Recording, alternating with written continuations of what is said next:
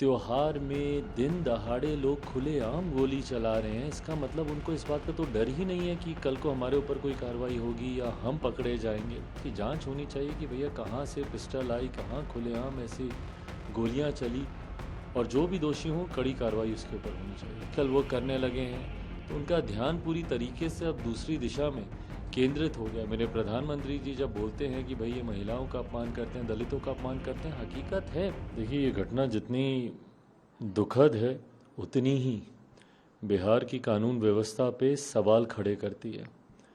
त्योहार का समय, छठ पूजा का समय, आज सुबह का अर्घ देकर जब परिवार वापस लौट रहा था, जिस तरीके से दिन दहाड़े उस परिवार के ऊपर गोली चलाई गई, ये बिहार की कानून व्यवस्था पे यकीनन सवाल खड़े करता है।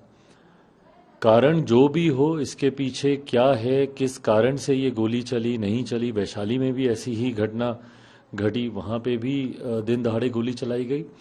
ये एक चिंताजनक परिस्थिति हमारे प्रदेश के लिए खड़ी करता है कि लोगों में प्रशासन को लेकर अब डर बचा ही नहीं है।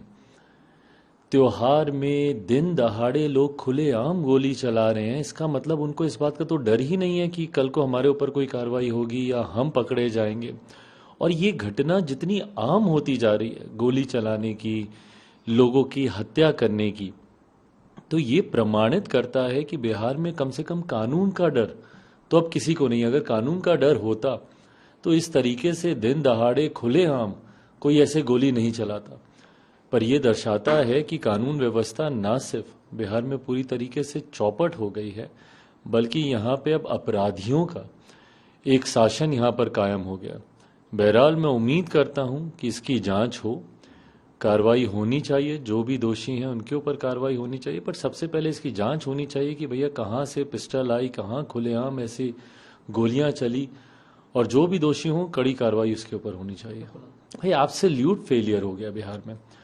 And the worst part is that कि मेरे मुख्यमंत्री को चिंता ही नहीं है। आखिरी बार मेरे मुख्यमंत्री ने कब बिहार की कानून व्यवस्था को लेकर कोई चिंता जाहिर की हो, या बिहार में आए दिन हत्याएं हो रही हैं। जब पटना के एसएसपी बोलते हैं कि भाई 30 दिन में 30 हत्याएं, एक महीने में 30 हत्याएं, तो मतलब औसतन एक दिन में एक हत्या हो रही है बिहार पटना में। बाकी जिले तो आप भूल जाइए। तो ऐसे में क्या मेरे मुख्यमंत्री ने गृह मंत्री होने के नाते एक बार भी जरूरी समझा कि एक समीक्षा बैठक बुलाएं, अपने अधिकारियों के साथ बैठे, डीजीपी को बुलाएं, अलग अलग जिलों के एसपी को बुलाएं और पूछें कि क्या कारण है। क्या छठ से पहले त्योहार का समय है, ऐसे में ऐसी गतिविधियां कई बार बढ़ जाती हैं। क्या उस वक्त मेरे मुख्यमंत्री ने इस बात को की कोशिश की कि सबको बुलाकर सुनिश्चित करें कि छठ पर्व के दौरान कम से कम कोई ऐसी अप्रिय घटना बिहार में ना घटे। तो ये दर्शाता है कि मेरे मुख्यमंत्री का ध्यान नहीं है। अभद्र भाषा का वो इस्तेमाल आजकल वो करने लगे हैं, तो उनका ध्यान पूरी तरीके से अब दूसरी दिशा में केंद्रित हो गया। मेरे प्रधानमंत्री जी जब बोलते हैं कि भाई ये महिलाओं का अपमान करते हैं, दलितों का अपमान करते हैं, हकीकत है। इसके अलावा मेरे मुख्यमंत्री के पास और कोई काम ही नहीं बचा।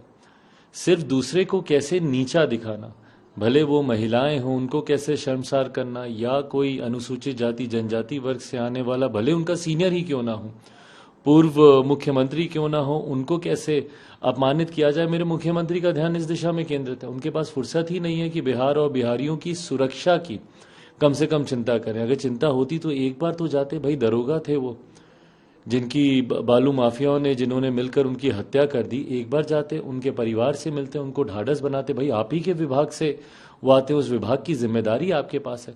तो ये दर्शाता है कि बिहारियों को के लिए मेरे मुख्यमंत्री के पास ना समय है ना चिंता है।